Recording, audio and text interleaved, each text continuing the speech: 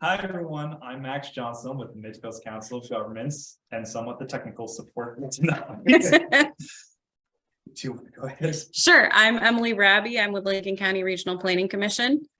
And I'm Laura Graziano. I'm also with Lincoln County Regional Planning Commission. Tonight, we're going to be going over the planning board basics. And I'm sorry about that. When I say planning board basics, I mean we are just going over, as the topic show, we're just going over just in general idea what the planning board is. We will briefly discuss the Freedom of Access Act, since this is going to be something that will be impacting planning board members. We're going to discuss the procedures for reviewing an application before, during, and after a publicly held meeting. Then we're going to go over some suggestions that we might have just to help with some newer members or people who have just been involved with the planning board for a while on how to adapt in the post-COVID era. Some state standards and rules that you may or may not be aware of that we just want to make sure has been brought to your attention. And then we're going to go through general questions and answers, and we'll also give an opportunity for some people to maybe suggest some future workshops. This is the second one that Emily and I have been doing. The first was back in November, I believe, with LD 2003, with quite a lot of people in the audience. And the planning board workshop has been something we've been asked to do. This was something that both our organizations were doing before COVID-19. And now that MMA workshops are back to being in person, some people have asked us to start these types of sessions up again. So we thought it'd be a good idea to at least get started on it. So with that said, let's get to the basics.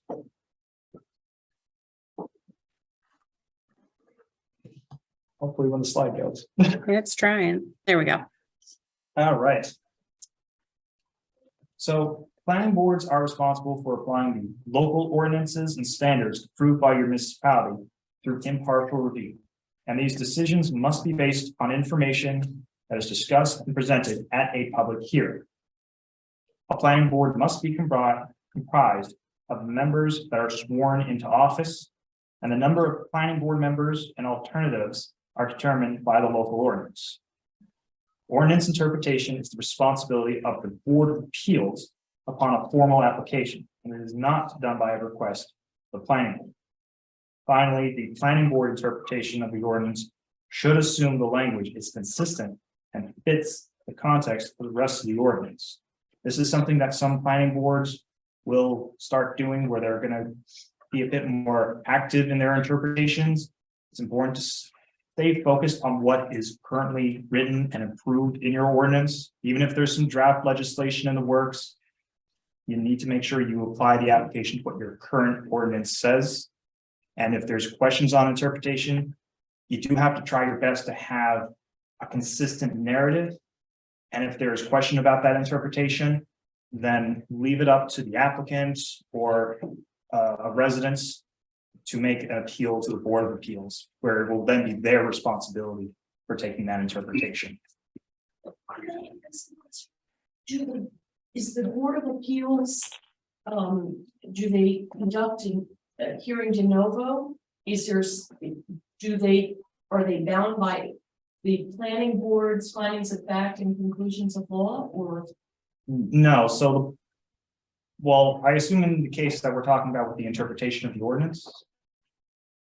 No, so the Board of Appeals will review the conclusions of law and findings of facts, and then they're going to compare that to what the ordinance says, and then the Board of Appeals will be responsible for the action, for their interpretation of the ordinance to ensure that the findings and facts and conclusion of law is consistent with the ordinance. If that answers your question. So they conduct a whole new hearing to develop their own findings of fact? Correct. And just so we're questions and answers, we will make sure we're covering up the end. I know, I'm sorry. So then on to the next slide, the planning board chairman or planning board chair. This is a position that is comprised in your local ordinance, and prepare for me and Emily to say that quite a bit tonight, where a lot of this is going to be determined on what your local ordinance says. The the chair is either appointed or elected by rest of your planning board members. Some will have an annual meeting to determine who this chair is going to be. Some may decide to just appoint a chair who will keep running until they decide to step down. It is based on your ordinance discussions. The responsibility of the chair is primarily to keep the board focused and engaged on the topic at hand, and being able to bring the conversations back to the application and to end conversations that start sidetracking the meeting. So there's sort of like the moderator, kind of like what Emily and I are doing tonight. If you start having members going off track, it's important for that chair to step in as that authority figure to make sure that the application does remain the focus. And so your meeting doesn't turn into a 3-hour session to decide if a deck should be approved or not.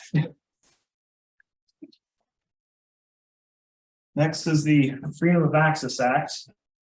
It's a very important piece of legislation at the state level.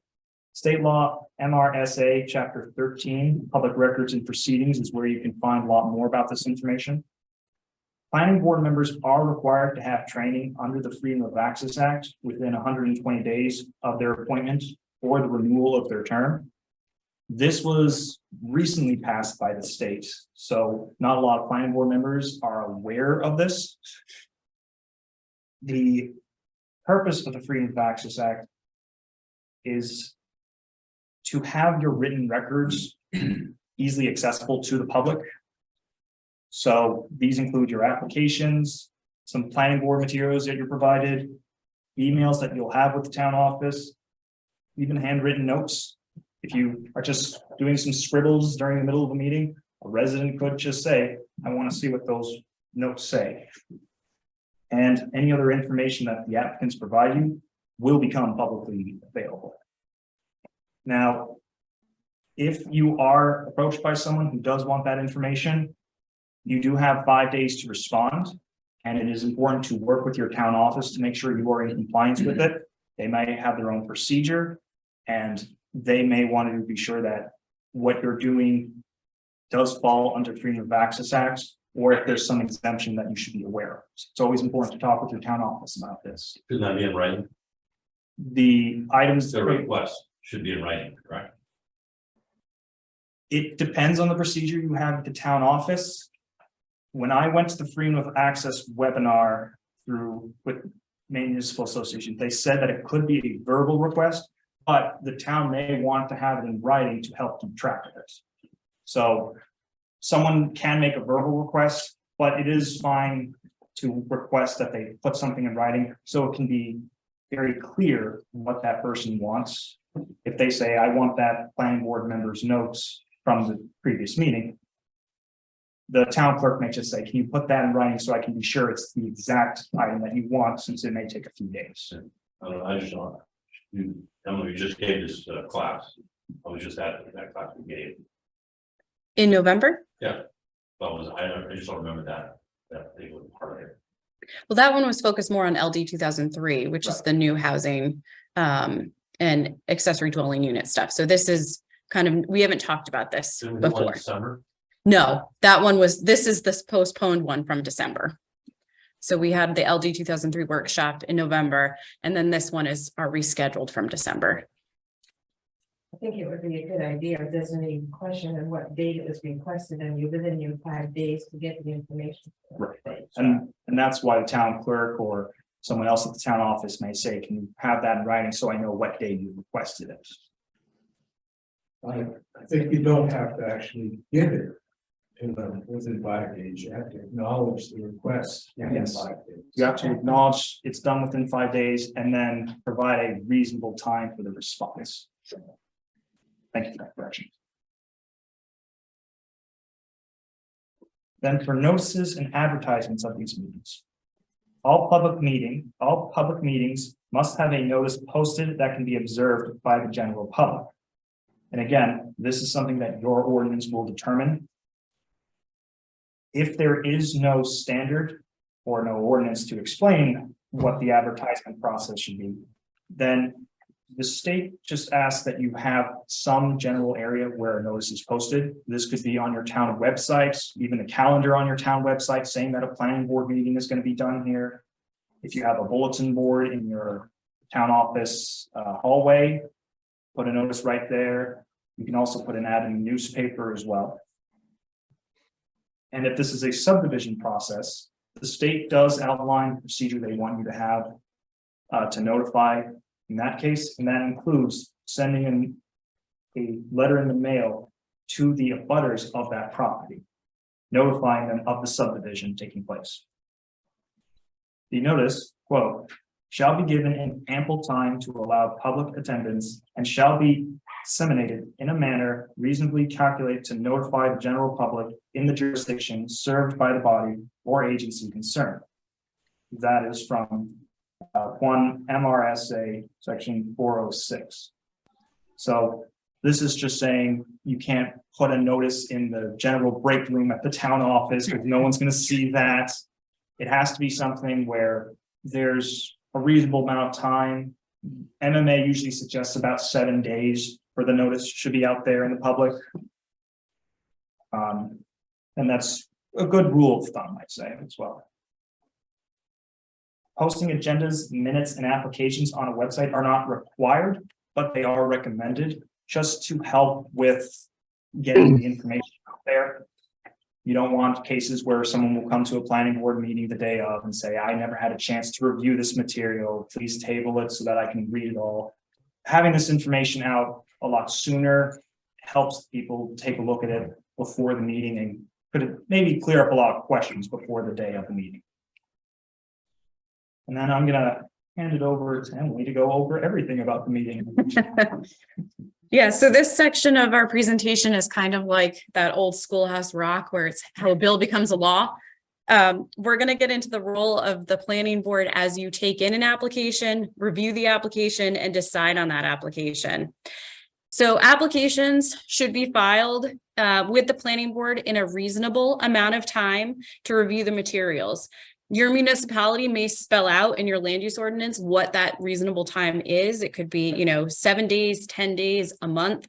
If your town does not, we recommend that you do work with your municipal leaders to create a filing deadline, with 7 days being the bare minimum, because that's going to give you time to, for both you as a planning board member, the code enforcement officer, if you have a town planner, time to thoroughly review the application contents that are being submitted against what the ordinance requires in terms of filing requirements. The application itself cannot be deemed complete or incomplete ahead of a planning board meeting. So therefore, you cannot discuss issues on the application. For example, it's missing a survey or there's not topographical contours shown on the survey with the applicant outside of the public meeting setting. And you also can't discuss the application or other substantive board-related matters outside of a public meeting, which would include, sending an email to another planning board member, talking by phone, or running into, each other at the grocery store or the hardware store. At the beginning of the meeting, before you can have a public meeting take place, you need to have a quorum of 50% plus one. And if there is not a quorum, the application cannot be discussed. Now, granted, the caveat to the rule is if your local municipality has something different in the local land use ordinance that would allow for that. The board chairperson is responsible for calling the meeting to order and confirming that a quorum is present. And if the chair is absent, the vice chair would assume the chair's responsibilities for the meeting. Robert's Rules of Order is not required. So as a board, you can make an agenda that best suits how you'd like to conduct the meeting. For example, you could have a public hearing scheduled first, followed by a standard planning board meeting, or vice versa. So the question becomes, is it a planning board matter? Prior to reviewing the application, you'll want to determine if you as a planning board member have a conflict of interest with the proposed project. A conflict of interest could include being a relative, friend, or business partner to the applicant. Another conflict of interest could occur if you're the abutter to the project, or if your property values would be impacted by the proposed development. If the applicant is a customer of your business, that is not necessarily considered a conflict of interest. If you do have a conflict of interest, you should disclose that and recuse yourself from reviewing the application. The planning board chair should ask planning board members if anyone has a conflict of interest prior to reviewing the application, and then the board would vote on whether there is a conflict by any members. Failure to address a conflict of interest could result in a court voiding the board's decision. Following that, the board should determine if the application falls within their jurisdiction. You'll do so by reviewing the ordinances for the allowed ordinances and applicability. For example, does the application require site plan review by the planning board? That would fall within your purview. You'll also determine if the application has standing. So you'd review the deed, lease agreement, title, etc., to determine if the applicant is authorized to submit the application. Covenants and easements don't impact standing, as that would be a civil matter. Next, you'll want to consider if the application is complete. So you'll compare the submitted materials to the submission requirements in your land use ordinance. The planning board can deem the application complete and still request more information. So for example, if an outdated survey was filed and all the other submission requirements are met, the board could say, this is complete pending submission of an updated survey or a certificate from the surveyor that no site changes have occurred since the survey was prepared. The planning board must vote to determine that they have jurisdiction, they have standing, and whether the application is complete.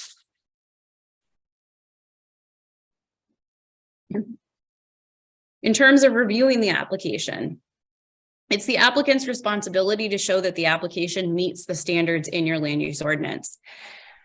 You as the board have the responsibility to determine if the evidence is credible and applicable. So this may include speaking with the town attorney or a state agency, performing a site visit that's publicly advertised. An expert opinion provided by the applicant can be reviewed, but does not automatically need to be accepted. That's up to the board. If you are having a site visit done, the visit needs to be publicly announced and follow the same procedures as if it was a public meeting. Site visits are not required, and if they're not possible, the applicant may offer alternatives to satisfy the planning board, such as site photos submitted or something else deemed acceptable by the board. The board must determine the standards and criteria applicable to the specific application, and the local land use ordinance should outline when a planning board can allow a waiver from specific standards and how that applicant is to request a waiver. A code enforcement officer or a town planner or any other town staff can weigh in on the application, but they must do so either in writing or at a public meeting. They can't just have a conversation with you as a planning board member in the town office break room. As it relates to deed restrictions and covenants, if it's part of a civil dispute, the application can be tabled until the civil matter is resolved. You can also deny the application if the burden is not considered met. Alternatively, the planning board may approve the application with a condition that it is for the location presented in the application and that the decision does not constitute a resolution to a property dispute. If a planning board member was absent from a meeting, he or she may be allowed to participate in a future meeting on the application, but you should consult with your town attorney just to be sure. So for example, if you, as a planning board member, miss the initial meeting on whether the application is complete or not, but then you're in attendance for a public hearing, a site visit, etc., you may still be able to vote. But again, it would be dependent on your town's ordinances and how your town attorney may view it. As far as citizens and public comments, the public must be allowed to attend a public meeting regardless of their residency. They may also record or take notes at the meeting, so long as it's not disrupting the board's proceedings. A time for public comment must be granted during the review process of an application, but the board and applicant are not required to respond to any public comment that come in. To keep, excuse me, to keep the meeting on track, the board can impose restrictions on public comment, and the chairperson is the party responsible for calling on the public during the public comment period and trying to keep things on track.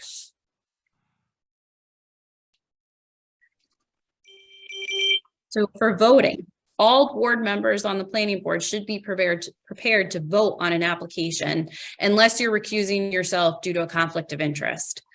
The planning board must go through each application standard to determine whether the applicant has met that each requirement.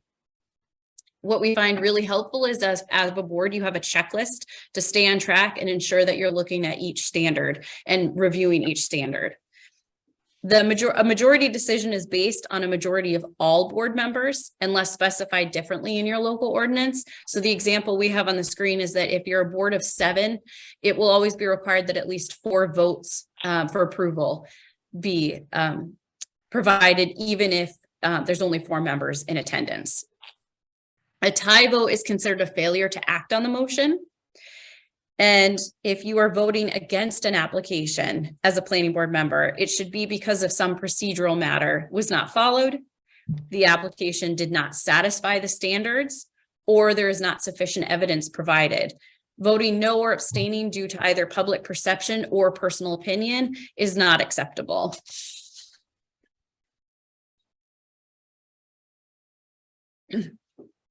Conditions of approval. So as part of your approval process, the board can add additional reasonable items on a site plan to require an applicant to address a standard that could only be done after approval. All conditions must be associated with a standard or criteria in your ordinance. So you can't require something that's not part of those standards in your land use code. Such conditions of approval must be part of the board's motion for the public record. They must also be written on the site plan, which is then signed by the planning board, and also must be a separate written decision. A good example of this that's pretty common is a condition stating that it's the applicant's responsibility to obtain all other permits required for the plan, or proof of compliance with state and federal regulations through approval or a letter that's filed at the town office. A variance cannot be a condition of approval. For example, a dimensional variance cannot be applied by the planning board as that's strictly a Board of Appeals matter. So you wouldn't be able to say, well, the setback here is a minimum of 20 feet. We're going to allow it to go to 10. That cannot be a condition of approval.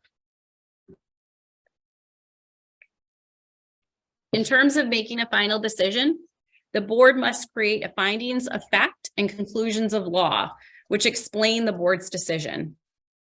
Detailed meeting minutes are not considered sufficient in a court of law. The finding of fact basically describes the basics of the application. Who was the applicant? Who's the property owner? What's the tax map number? What zoning is it located in? Testimony that was provided by the applicant or the applicant's authorized agent. Any testimony that came out from public comment period, or any other forms of evidence that were provided. The conclusions of law state how the planning board voted on the application and how the application complies with each standard in your ordinance. The finding of facts and conclusions of law can be prepared by a designated board member or a town staff person. So if you have a town planner, they could prepare that for you if they're designated to do so. However, the draft findings of fact and conclusions of law must be reviewed by the full board and voted on at a public meeting. So we have here just a quick example or an excerpt of an example from the city of Augusta for a 3-unit residential building conditional use review that was done in 2021. And you can see here that there's, a brief project description, applicant information, property owner information, the location of the property, what zoning is there, the tax map number, an existing land use, proposed land use. What I like about this one is they also have previous permitting. This one says none by the planning board, but if there is a permitting history that this property has come up multiple times, it's nice to have that in your finding of fact. They also talk about in this example, that when the legal advertisements were published and in what publication, that mail notices were sent to abutting property owners, that the planning board had a hearing on the application and what date that was on. So it's that type of information that's helpful to include in your finding of fact to describe the project. It will also describe in the finding of fact how the board voted on the application. We also then include here is just a screenshot of a conclusions of law example. This is just a very brief portion of it, but this is from the town of Woolwich, and it was an application from CMP for a transmission line upgrade back in 2021. And what is nice about this one is that they're very specific in how the board decided that the application meets each standard, referencing specific ordinance sections, definitions. And if a standard is not applicable, it is clearly identified as to why it is not applicable. So the section 2 here, under conclusions of law says, based on the facts set forth in paragraph I-3-4 and 2A1 above, the planning board concludes that the project does not involve any structures. The definition of structures in section 17 of the ordinance specifically excludes poles, wiring, and other aerial equipment normally associated with service drops. The transmission line pole falls within this exclusion, which is confirmed by DEP in a June 8th, 2020 letter, application exhibit 9. So they're cross-referencing both their ordinance, materials that were submitted as part of the application, a definition as to what a structure is. So it's that level of detail that's helpful in your conclusion of law to describe why you decided as a board either the standard is met or not met. So after the application is approved, the site plan must be signed by a majority of the planning board or an authorized board member. The signing indicates that the board approved the application, not necessarily how individual members voted. The town office must keep a copy of the signed site plan, the finding of fact, and the conclusions of law on file. And only a Board of Appeals application may attempt to remand a planning board decision unless otherwise specified in a local ordinance. I know Max and I keep using that caveat, but it really is dependent on your local ordinance. So with that, I'm going to turn it back over to Max to kind of give some more helpful hints as you're doing these type of reviews. Thank you, Emily.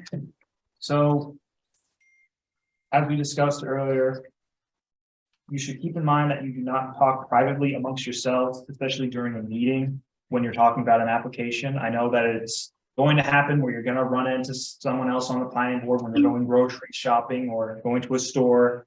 And if you bump into them, that's no big deal. You're catching up, no problem. But when you start talking about the application itself, or when more planning board members just randomly show up to this one grocery store, then it does start getting into a gray area with the Freedom of Access Act.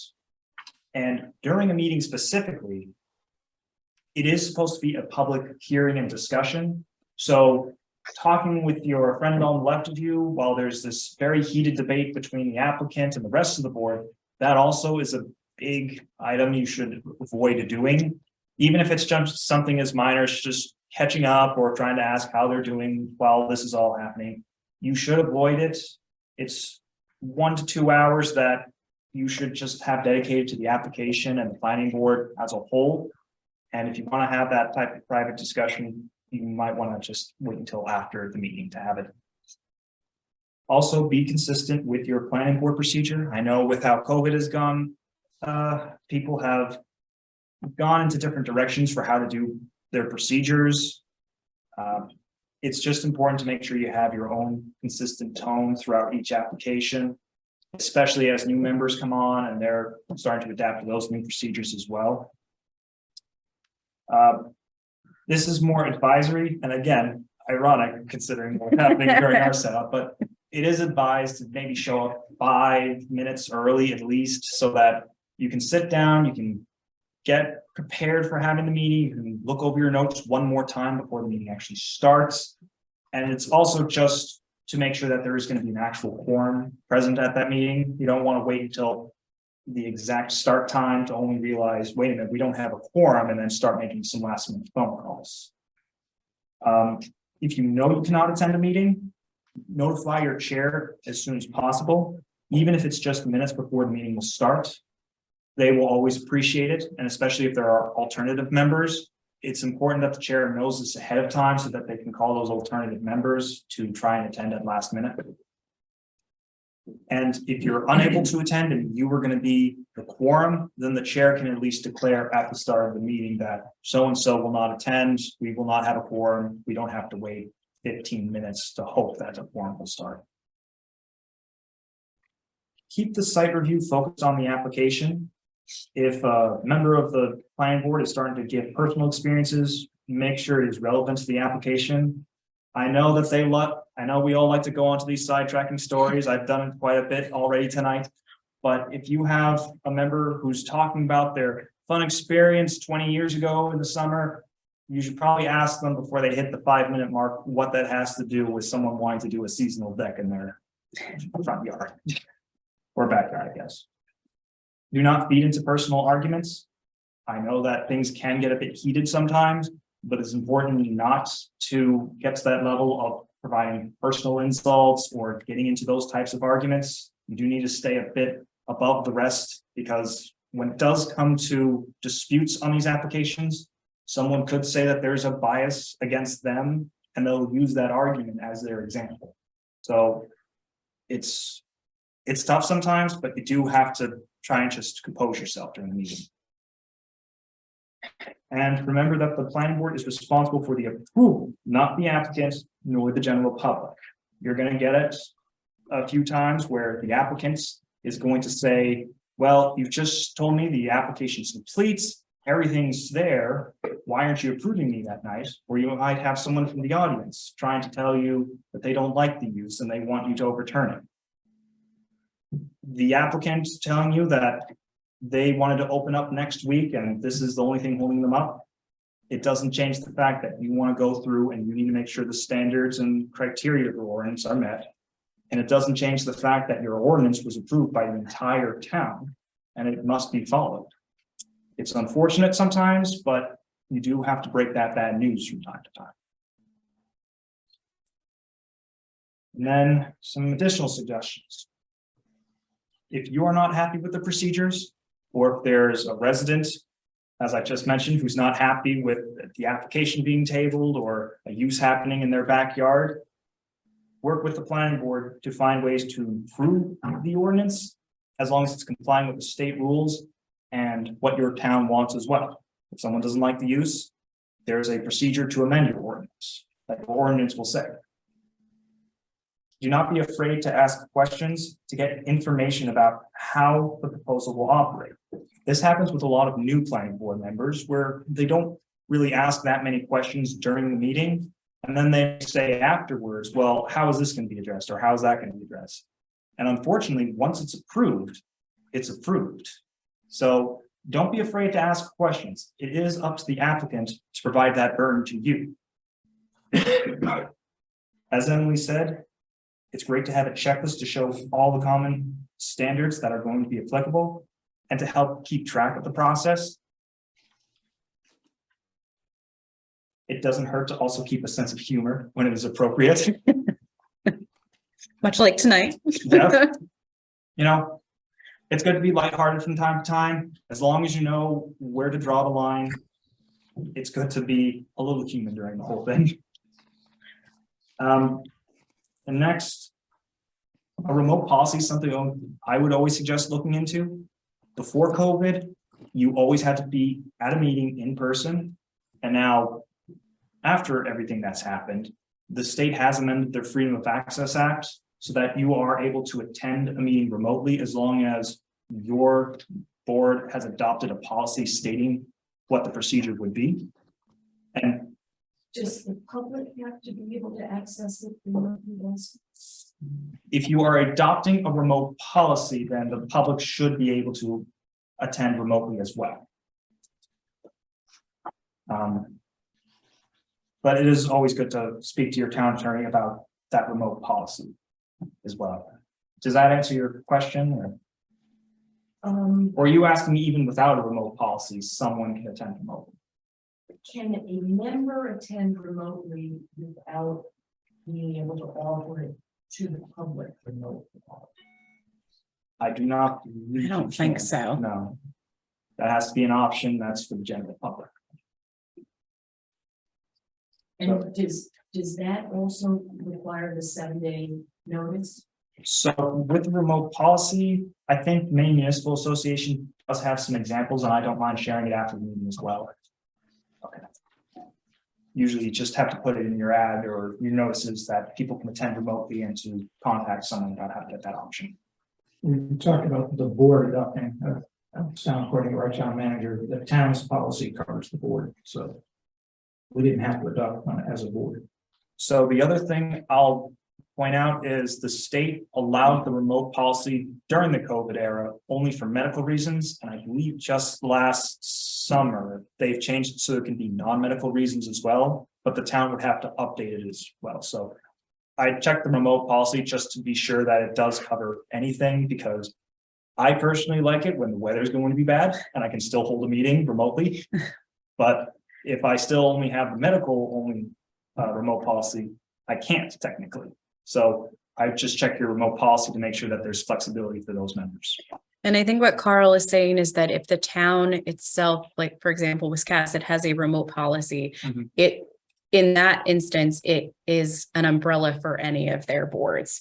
So not just planning board, but ordinance review committee, the waterfront committee, et cetera. So I think that's kind of municipality by municipality. And Marianne is asking in the chat if, does the planning board have to have a separate remote access policy, or can it rely on the town select board policy?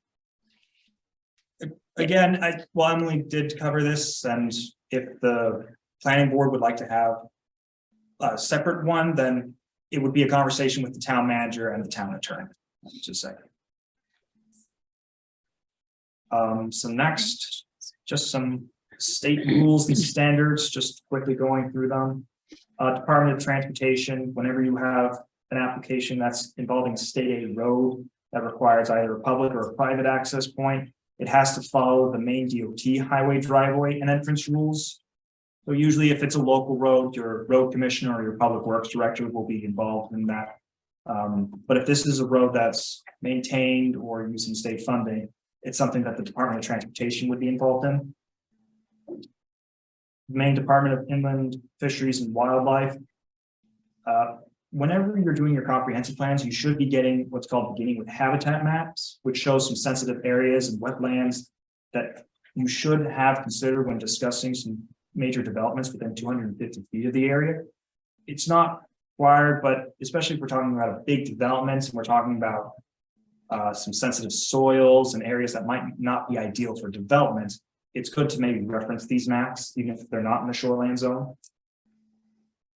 And then the Maine Department of Environmental Protection, shoreline zoning, every town has this, at least I would hope every town has this. It's always good to make sure you're up to date with Chapter 1000 of the Maine Department of Environmental Protection to make sure that you are in compliance with their shoreline zoning ordinances as well, which can be more strict depending on the planning board and the town meetings. And then there's subdivisions, which has been all around since the 1970s. This is a whole nother beast that takes one parcel of land and splits it into at least 3 within a 5-year period.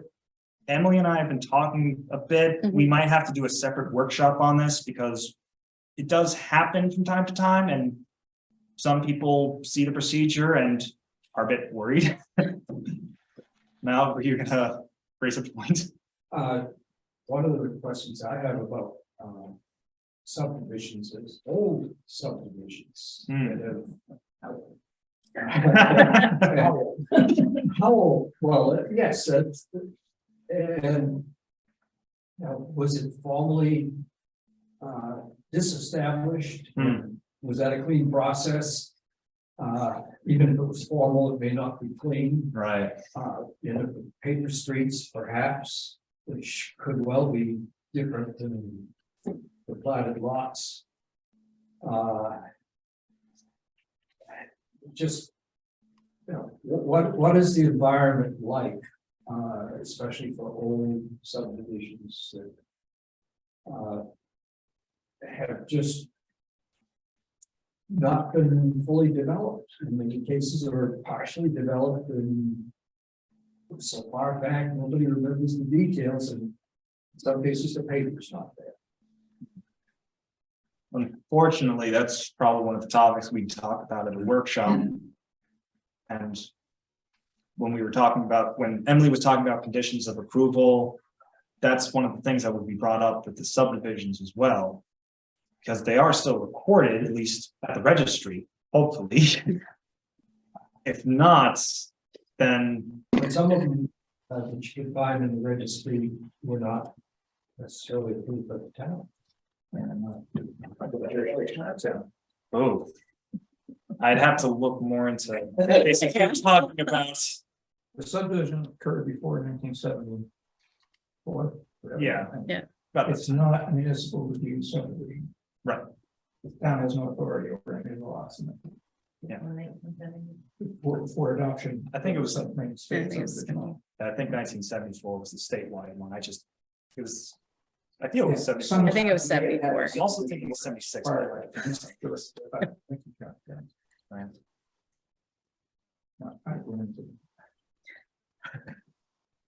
And we probably will go more into, we'll probably discuss that more at a future workshop with the subdivisions. Not be soon. We'd have to schedule a date. Right, yeah, we'll have to pick a date. We also wanted to make sure that there was interest. So that's why we have, as part of the Q&A, is there interest in a subdivision workshop? And then any other topics you might be interested in learning about. Speaking of which, ready? some Okay. uses to be aware of, LD 2003.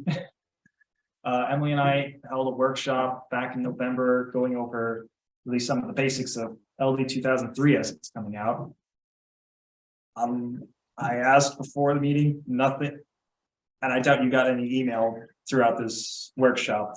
No update on LD 2003. No, the latest we heard was that it was on its way to the Attorney General's office, if it's not already there, and that it will be going through review. The Maine Association of Planners legislative group, It will be going to the rulemaking, sorry, the final rule for LD 2003 will be going to the Attorney General's office if it's not already at the Attorney General's office. After their review, it would then go to a public comment period. So we're still in, I think it's a 7-step process in final rulemaking, and I think we're on step 2 or 3 at this point. So there's still a bit of work to be done on that before the final rule comes out. Unfortunately, despite that, a lot of the items of LD 2003 will be going into effect on July 1st of this year. This includes density requirements for growth areas, affordable housing projects. Municipalities are allowed to regulate short-term rentals. This is an optional item that we're not making any suggestions on what to do. Some towns are making some regulations, some aren't. It's completely up to your town. There are new residential. As it's being implemented, keep in mind that new residential developments will still be required to provide sufficient septic and wells. So they do have to still follow your standards. Someone can't just show up on July 1st and say, I want to have all these new units. They still have to show they will have potent water access and they'll have a decent septic system to handle it. And next, tiny homes and manufactured homes. These are supposed to be permitted wherever single family homes are allowed in your district, in your community, as defined under 30A MRSA sections 4363. The state does provide definitions for both of these uses to avoid a modified recreational vehicle being considered as a tiny home. Say that again. So I've dealt with this. It's someone will take a camper and they will try and convince you that it is a tiny home.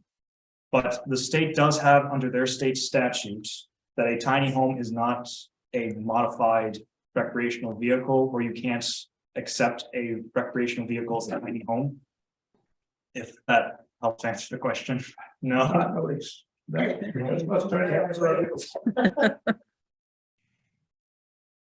Unfortunately, I don't have too much other than that. It's 500 square feet, right? tiny home can't be more than I think 400 square feet. Mhm. I think that's what the state statute said. More than or less than? Less Less than, than. and I don't think it can be any less than 190 square feet. There's a minimum too. I think that's the accessory dwelling unit. Oh, that's right. I'm sorry. I'm getting the two confused.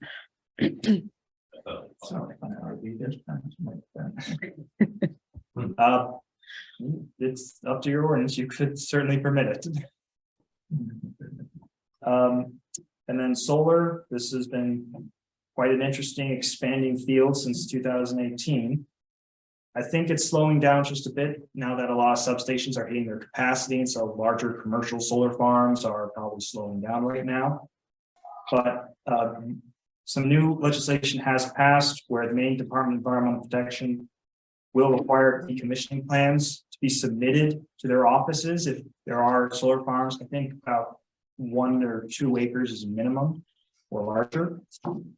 And if you do want to have something on your books, there are examples provided through the Maine Farmland Trust that helps balance solar farms with areas, areas that have prime agricultural areas. So those are some good examples to take a look at. And then just some resources to be aware of. There is Lincoln County Regional Planning Commission, where you'll likely deal with any over here, or Laura.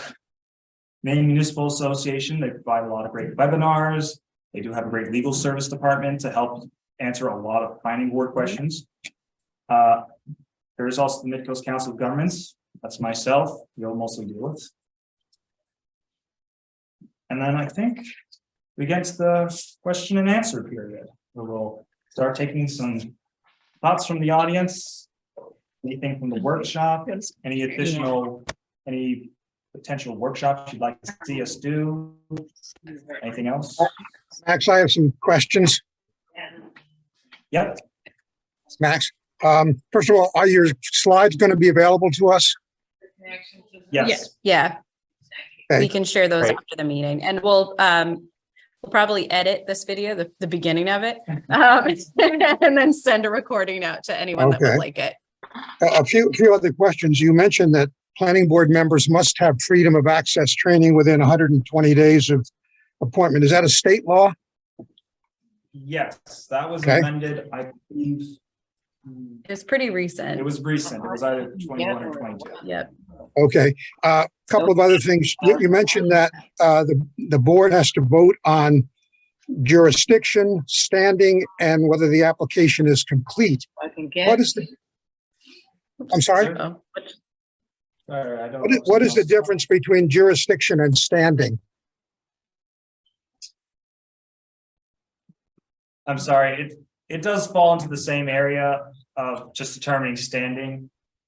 Where you'll just go through your findings of facts. To determine if it's in the correct zone. It's all. Is everything all right? yeah, we're just, for some reason, the owl's not connecting. It's, the audio is, but not the visual. So Oh, those on Zoom can only see, they can't see us in the room. Yeah. okay. So they're pretty much the same thing then, standing and jurisdiction. Isn't standing the applicant's standing as the having the authority to do what he wants to do on that property? Yeah, that's how I've always seen it, is that if you have an applicant coming in, you would want to make sure that they're actually eligible to submit an application. see. So that they're either a property owner, they have a lease agreement, something along those lines. I've seen it not in Maine, but in another state, there was, before they corrected the issue, there was a woman who was upset with her estranged husband and went and filed for a demolition permit of the house that was on his property. And so after that, the town got really smart about figuring out what standing materials they needed. So you would want to be sure that whoever the applicant is actually has the ability to file the application for the site plan application, the subdivision, whatever they may be presenting to the planning board. So another way of looking at that is, do they have right title and deed to the property? Right. Are they the Okay. property owner? Is there if they're not the property owner, is there a lease agreement? So for example, like a site plan application Hmm. for a retail use, they may not be the property owner, but there's some lease agreement saying that they can operate their business on that property. Or And- someone may find the property. Right. Or there's a purchase agreement, something like that. Yeah. Okay. And one other question, you mentioned that the application cannot be considered incomplete unless you're at the meeting. Is there anything to prevent, say, the chairman from informally discussing with an applicant that your application lacks certain things without making an official determination to save time? Otherwise, the process would be delayed a month or two. We allow almost 2 weeks for our applications from the submission deadline to the meeting. that time is for us to review the application. And very often there are things missing. Does that prohibition prohibit you from, or a member of the chairman from communicating with an applicant to say, hey, you need this, this, and this, otherwise you run the risk of delaying your process. Whether they fulfill that or not is up to them. Is that stepping over the bounds? I would say that's a little bit of a gray area, because you would want to, if you tell the applicant that they're missing something, for example, you say, you know, you're missing a survey, you're missing X, Y, and Z. Right. I don't think you can really take action on it until the meeting, because you don't want them to turn around and file something a day ahead of the meeting that you don't have time to review and then try and make a determination on it. Or alternatively, you don't want them to show up at the meeting with 10 copies of something and then expect you to make a decision. Right. So you might be able to give them a heads up, you know, for example, in Wiscasset, if I'm the planner for Wiscasset, so I will put together a completeness determination. Now that is one person's opinion. My opinion as a planner, I will state, you know, it appears that the application's missing X, Y, and Z, but the board can't act on that memo or have a conversation really with the applicant about what's missing until that meeting. So there may be a delay of a month if you're only meeting once a month. But again, it goes back to what Max said earlier in the presentation, is that you are not beholden to the timetable of the applicant. If you need to delay them for a month, it's not the planning board's fault that they didn't submit the required materials. So the delay is not caused by the planning board. It's because they didn't file the appropriate application submission requirement materials. I would also. But it sounds like, Oh, go ahead. I'm sorry. No, I was, It sounds to me like what you're saying is an informal heads up to the applicant that you are missing some pieces of information. Sounds okay, as long as there's no determination as to whether the application is complete or not prior to the meeting. right. I would say if you're just saying, I'm going through it and I'm missing this document, it is more of a informal indication to the applicant, because they may have forgotten to submit something, and that does happen. Yeah, and part of the problem is because, as Max knows only so well, we have revised our building application permit because it's out of date. And some of those, almost all of those areas, I would say all of the areas that have been deficient in the past are now so specific that you really cannot miss them on the application form. So that ambiguity or that glitch seems to have been resolved or will be resolved. So we've gone a long way to try to avoid that sort of thing. But I'm saying, well, anyway, I'll leave it at that. And just, I'm sorry. No, finish. And then one other question, and that's my last one. You say that the planning board must sign the site plan. In reality, some of these site plans are pretty informal. Normally, when a professional prepares a site plan, there is a block for signature, but some of these are really not amenable to signatures. How about if we just simply mention the conditions in the permit and in the formal letter that the chairman ultimately sends to the applicant with the conditions of approval? Would that be sufficient in place of formally signing a site plan? Because some of them are really not signable. I think you could probably also come up with a signatory page. So that would be an attachment to that more informal piece that references, you know, if, you know, drawing prepared by whomever, you know, if there's not a signature block on that site plan or not room to have it, I think it would be acceptable to have that attached signatory page. And then there's also the findings of facts and conclusion of law that will go over it as well. Yeah, okay. Thank you. We changed ours, the way we do it, and we allow for a pre-site plan approval. So basically what that does is it gives an informal opportunity for someone to come in that's looking for site plan, and we go through the process lightweight. We don't go in every detail, but we go through and they can ask questions and make sure they have everything and whatever, and it gives them a chance to come in advance, so that when they come in for their site plan, they have everything. And we found that it's making it a lot better for people, a lot easier. digest what they're supposed to have. Mhm. But I have a question. So if a planning board does a site plan approval and it goes through the whole process and we believe that we have all the information that was necessary. And maybe something was missing, unfortunately, or maybe we overlooked it. And when it gets to the next, it's for some reason it gets pushed back to the appeals board after we approve it or whatever, and it gets pushed back and it goes into appeals. And the appeals board, do they have to? They have to make a decision based on what we saw, not on what they see.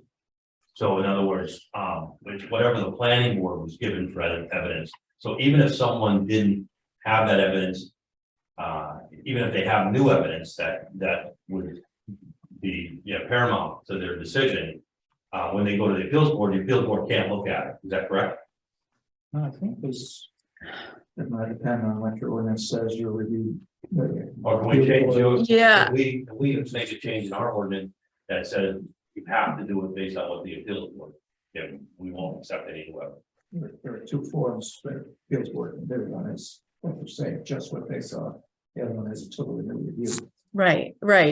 Yeah, I agree with you, Carl. I think there's two processes and it depends on what your town ordinance says.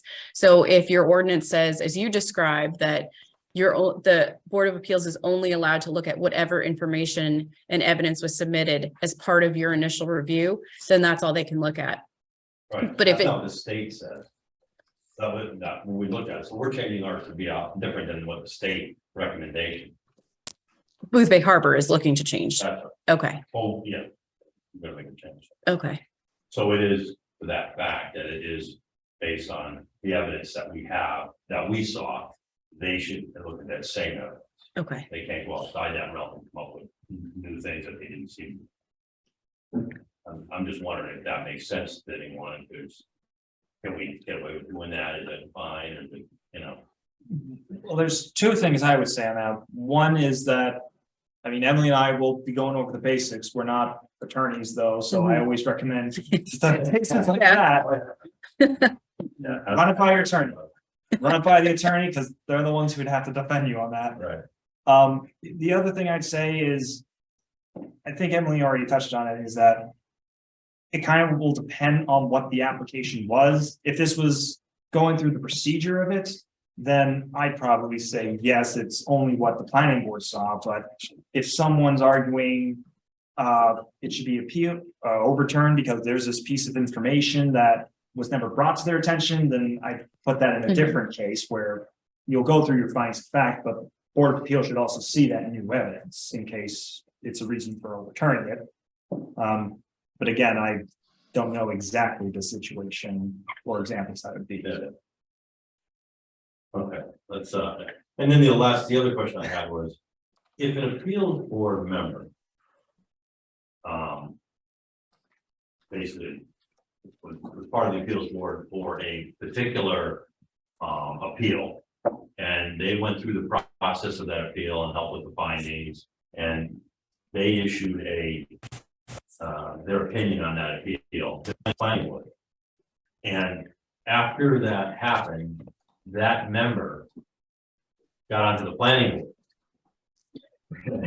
So now, Hold on. an appeals board member left and now is on the planning board, and then this comes back to the planning board for them to look at. Should they or should they not recuse it? I would, so hold on, let me make sure I get this right. Let me make some examples. So let's say someone built a house and the Board of Appeals had to review it for whatever reason, and the house now has to go back to the planning board. And that member of the Board of Appeals Who made that decision? who made that decision is now on the planning board. That's right. And is deciding whether the house is allowed or not. I would say that is a conflict, I would, because they already ruled on it in a different setting. right, and in a different role. And whether they said the house would be fine, or if the house Well, yeah, it isn't, doesn't matter what the decision was, it's just a matter of what they're doing. right, And it then drops the number of potential voters below the threshold.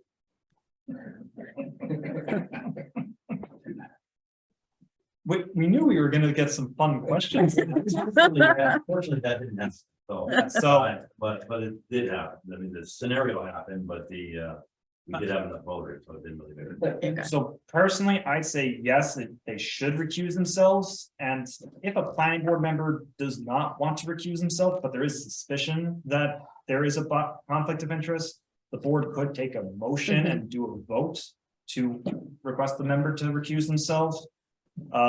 That's usually a bit of a messier process, but sometimes it does have to be done. May I have one more? One last. Just one more thing. One last thing. It says in the, and by the way, that meeting was, that fall meeting was on the 19th. It was done by MMA. Yes. I attended that. Yep, Well, I was and gonna say that, if it says in the rules that basically two planning board members. Or let's say one planning board member is married to someone else, and then that person can't be on the planning board at the same time. But if they're not married and they live together, does that matter?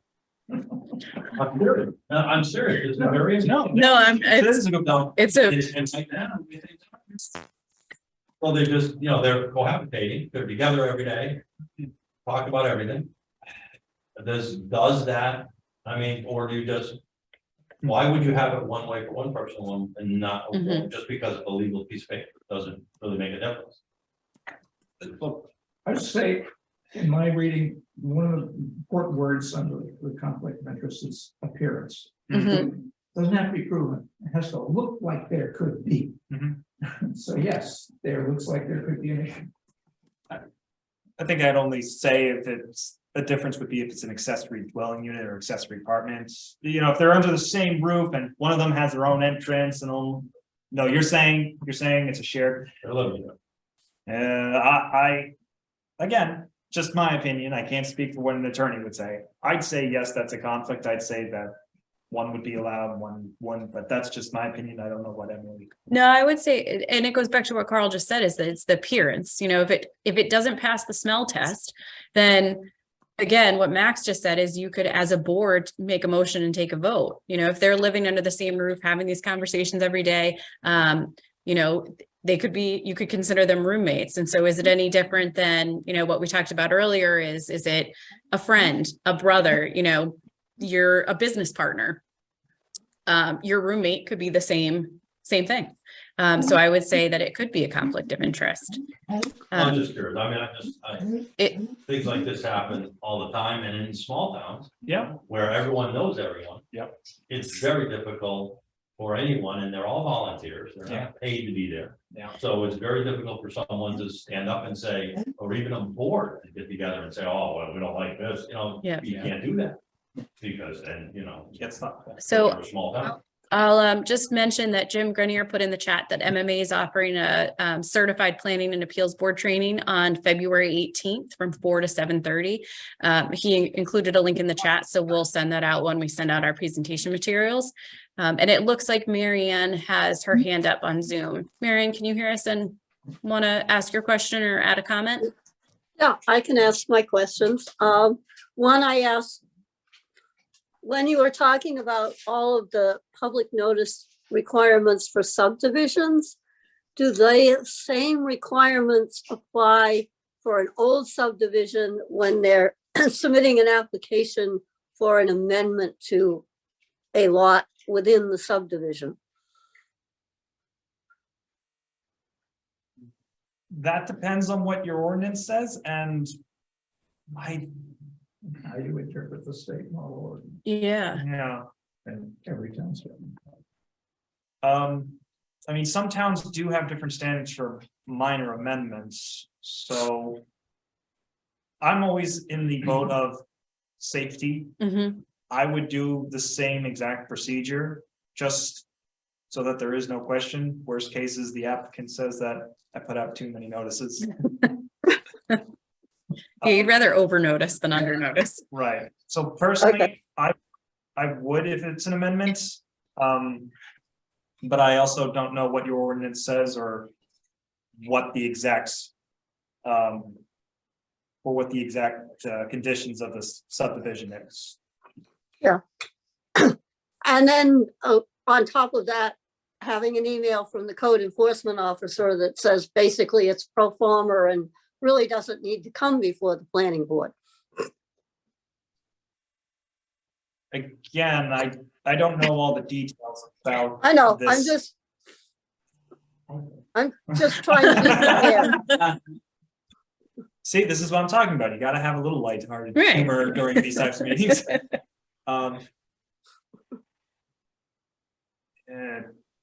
Yeah, I don't know. You want to weigh in on that? So Marion, you were saying that the code enforcement officer submitted a letter to the planning board saying it doesn't require a planning board review? Yeah, that was in response to a question from the new town treasurer. But it's on our agenda to review, but it's just an interesting quirk in the process.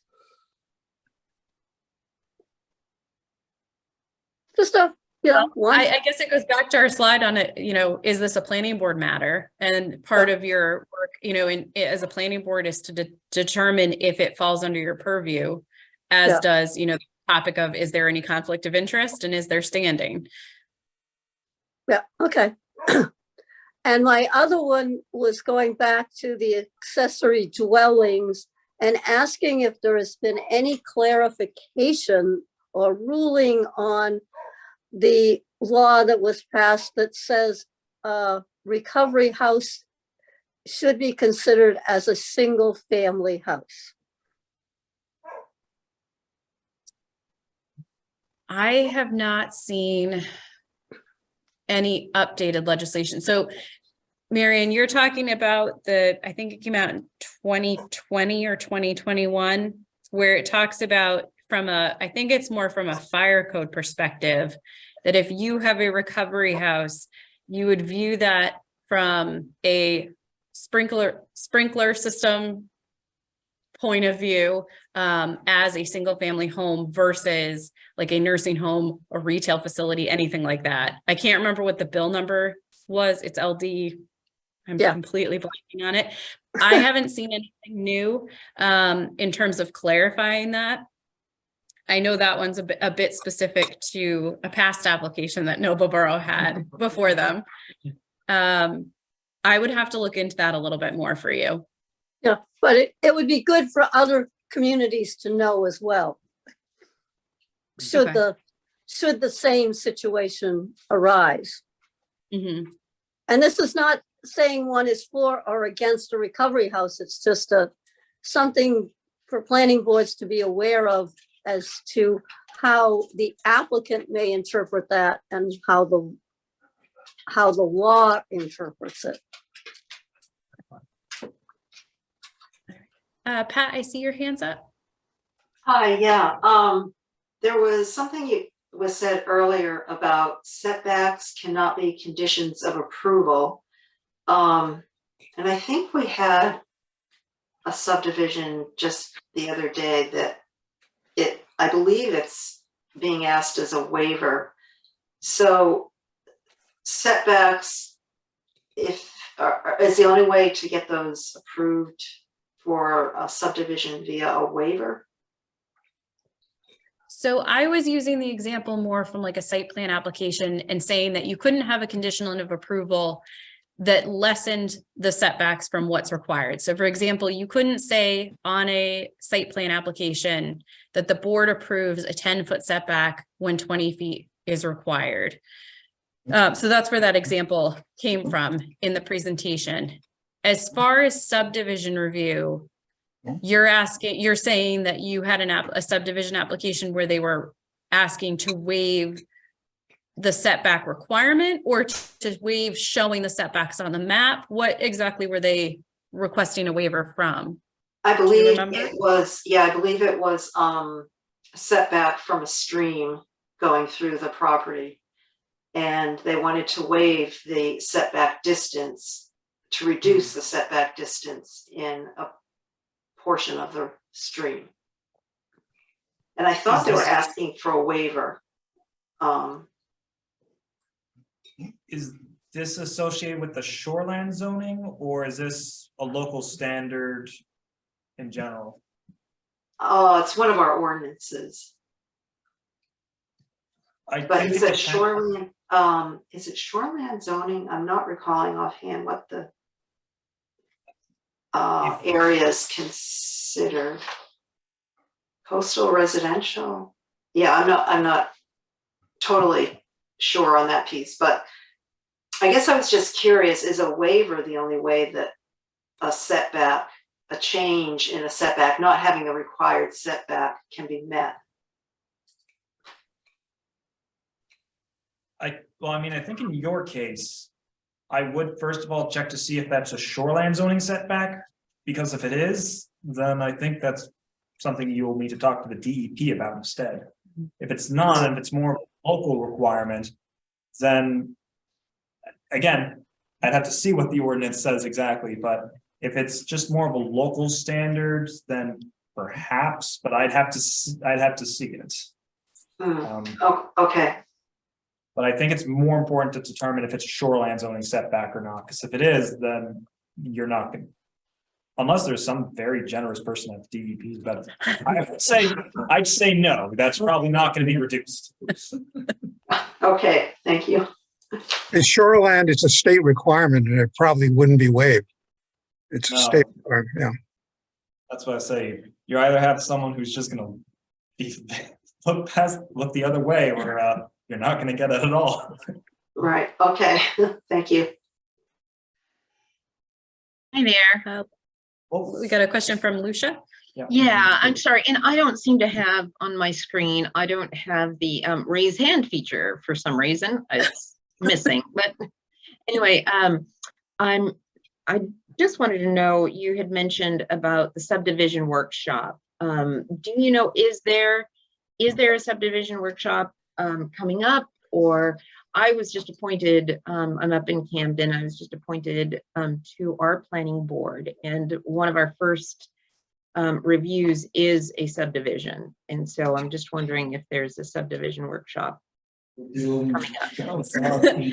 So it sounds like there is some interest in us hosting a subdivision workshop. So Max and I will come up, pick a date, and get back to all of you with a save the date note. Before we scheduled one, we wanted to make sure that there was some interest in us having this. Okay. Sounds like we'll be. Sounds like we will be sending you a save the date shortly then. Great, thanks.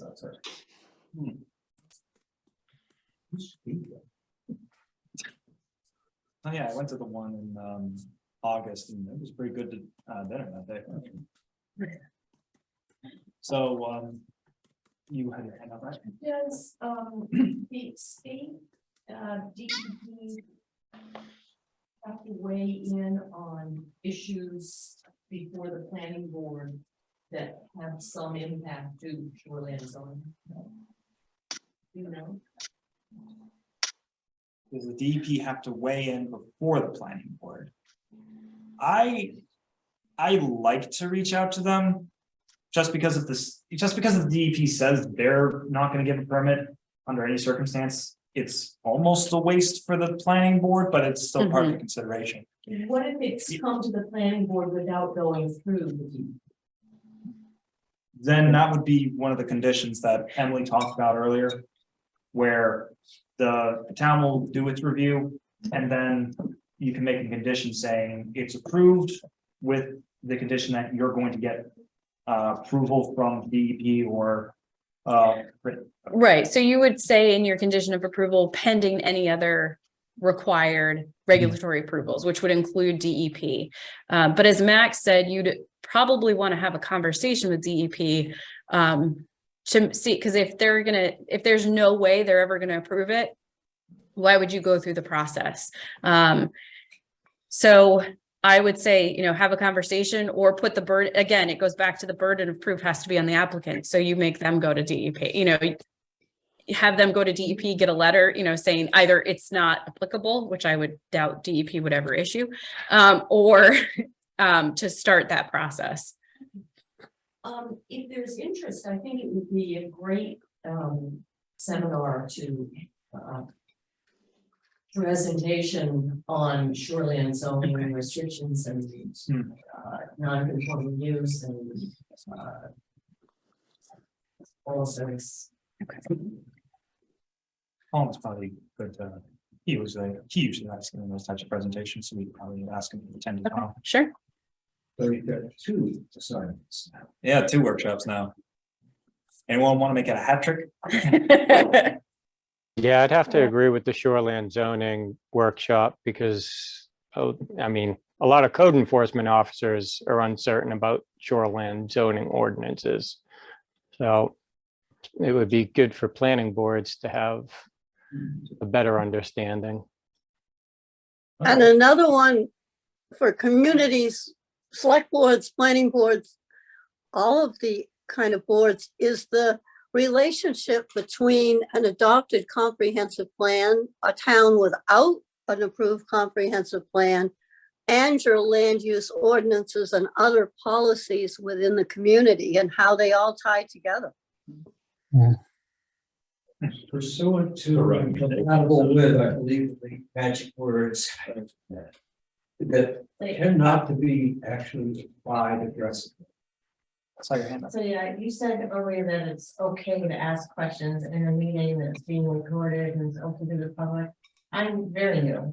Right. And, you know, we have some subdivision things coming up and I've gone through the book and read and it's like, I think I'm more confused and recording stuff. Yeah, it's about right. Yeah. Okay to ask for clarification or something, I didn't understand. Absolutely. Yes. Hmm? Absolutely. Yep. Whether it's a question you want to ask your chair or just the applicants, it's always good to ask those questions. Because it might answer your other questions. Yeah. Yep. With all of the electronic stuff in Zoom, that gets recorded. Mhm. It would be interesting to have a seminar on, multimedia and the, saving of records. Like, what do you do, what does a town do that records the meetings, to preserve? That might be tied into sort of the freedom of access act. Yeah. Like, can you put it in Dropbox or do you have to have it somewhere on the web, on the town's website, or must you maintain that recording? I mean, I assume it's a official document and how literally, How long? where and how do you preserve it?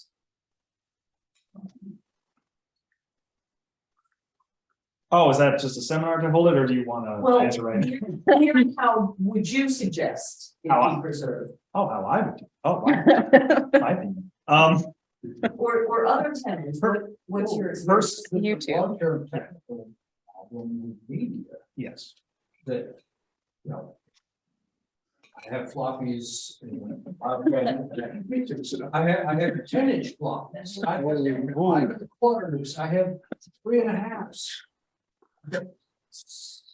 Whole pile of different media. And some of that stuff rots over time. And the town's got the same problem I've got. And they also have some of us that created for themselves by posting stuff as only copy, but on YouTube, which has some problems, Right. legal problems. I can't copy that video off of YouTube legally. Lots of people do it, but it's not legal to do. It violates certain federal law. Now, for towns to park stuff out there is just bad policy and probably a violation of Title 1, Section 414. Somewhere. It's an ongoing problem about media. Vellum lasts 400 years. Paper, maybe 200 if you're lucky. Your high-tech floppies, or other, or just the, A flash drive. flash Yeah. drives. They're good until they entirely die. They don't rot away. There's no recovery. It's either good or dead. And I think to answer your question, and Mal was pretty much getting it there. I don't know exactly what every town has.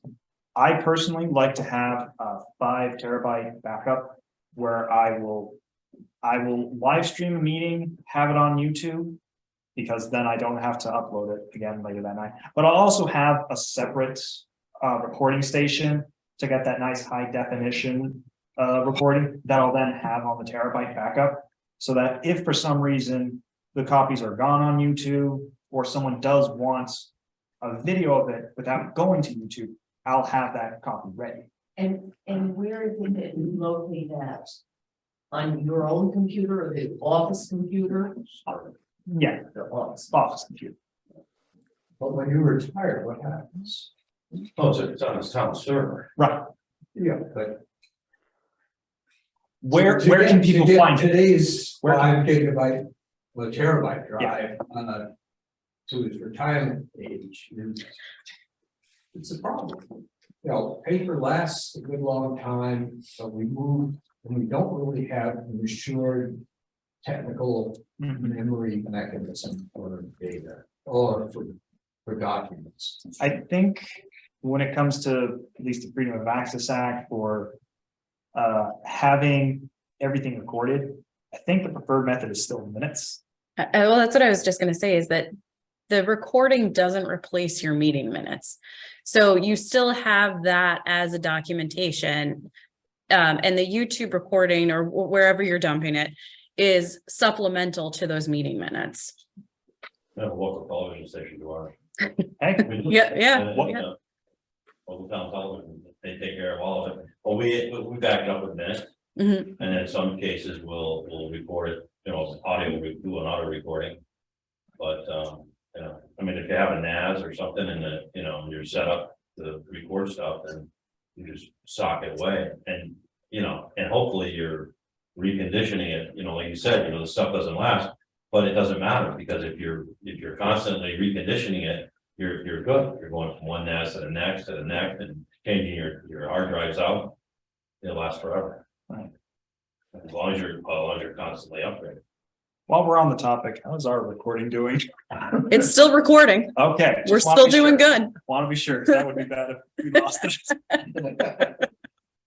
And So what now- about if it's just on Zoom and you just save it to iCloud and never do anything with it? Under the town Zoom account. So you're saying it's saved to the town Zoom Better. account? Or they're actually recording it and it's saved somewhere? Well, if you're on Zoom and you say record, it says record to this computer or iCloud. So if you record it to iCloud, the person who has access to the town account can go in and look at it. And it's just sitting there. Yeah, in that case, if it's ever being uploaded to a third party, like what I just explained with YouTube, I always recommend trying to get that downloaded onto a town computer as soon as possible. Even our last workshop for LD 2003, that was saved to a Zoom recording or Zoom account. Mhm. I downloaded it the next day, put it on YouTube. I still have the original version, but it's not on a Zoom account anymore. It's on YouTube, but it's also on my office computer as well. The town has a custodial responsibility. But if the town doesn't have a YouTube account and doesn't want one, you don't have that option. No, but there are some backup hard drives that you could use as well. I don't really, I can't give an answer for how every town does have their digital setup, unfortunately. Nice of that. I think if somebody could come up with just a cheat sheet on the different ways that you could save a recording out of Zoom would be helpful for the low tech communities. And I think that might just be part of this digital access, freedom of access type workshop that we're talking about right now. That might just be brought up during the whole thing. And if we want to come full circle, I'd say that it goes back to two things. One is, even if you're saving it to an office computer, someone could submit a freedom of access request for that recording, and you have to provide it to them, whether it's on a flash drive, send them the link, whatever it may be. But also, this is why you would want to have a detailed finding of fact and conclusions of law, because meeting minutes, a meeting recording, that's not necessarily going to hold up in a court of law. You need to have that finding of fact and conclusion that details how a planning board made a decision. You see, this is why you're the chair for tonight. We brought it back. We're coming back. Help us get back on track. Are there any other questions, comments, thoughts on workshop? One question. Did that house in Long Island ever get torn down? It did. It did. I mean, this was about probably 15 years ago now, and Yeah. it certainly did. Yeah. And then the town changed their procedures real quick on terms of demolition permit applications. One comment, we frequently say, talk to the town attorney, but I don't know about anybody else. That's hard to do in my town anyway. I have to go through the select. Right. That's a several week delay right there, probably. I would, depending on the town, I would also talk with a town staff member who may be helping you with your activity, like a town planner. I didn't want to say anything. And I've contacted MMA directly many times. Mhm. Right. And Which is also a good resource. MMA's legal department's always great for, especially a lot of statewide items. They're always good resource to have. And it helps to avoid legal fees. Any other questions? I have a comment or a question regarding minutes. Hmm. Do you know, or is there any standard or requirement for what must be included in the written minutes? Because in our case, we have different people from time to time taking minutes at the meetings, and each time that happens, the amount of detail is different. Some people record almost every conversation, every sentence, every vote, who took which vote, and other people say, well, the board voted and it was a 5-4 vote, or whatever the vote was. So is there any standard or requirement for what must or should be included in minutes? This is standard. I think as long as the motion and The vote. motions, votes, attendance, public comments from the audience. Right. You would want to say who the person was making a public comment, record their name. But I don't know that there's more standard in terms of how much detail, in terms of, back and forth conversation between planning board members there was, or if it could be just a brief summary. I think that's really dependent on how the town does it.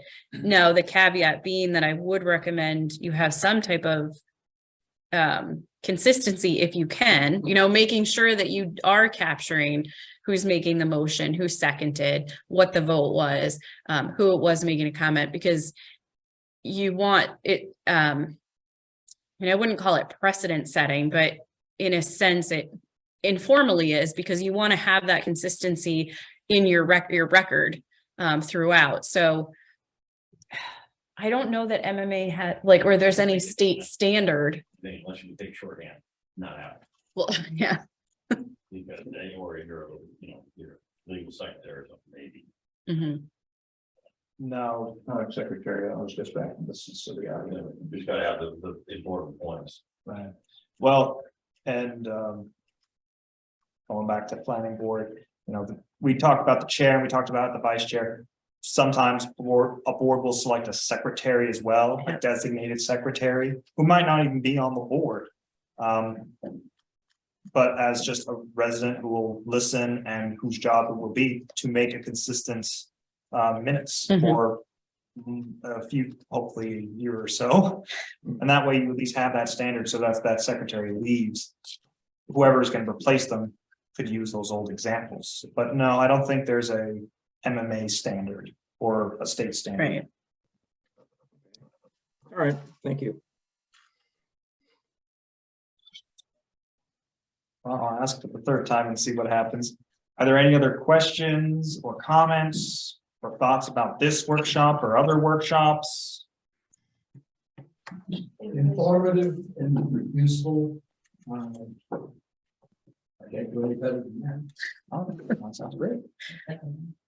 Thank you. Well, yeah, thank you all for attending tonight. Apologies for the technical difficulties, but we're glad you're all able to attend. So we will send out the slide deck as well as the recording once it's edited to you. And if you have any other questions, please feel free to reach out to either McCog or Lincoln County RPC. And we'll make sure to update you on future workshops. That too, yep. Thank you. Thanks. Thank you. Thank you. Thanks all. Order of accepting those future assignments.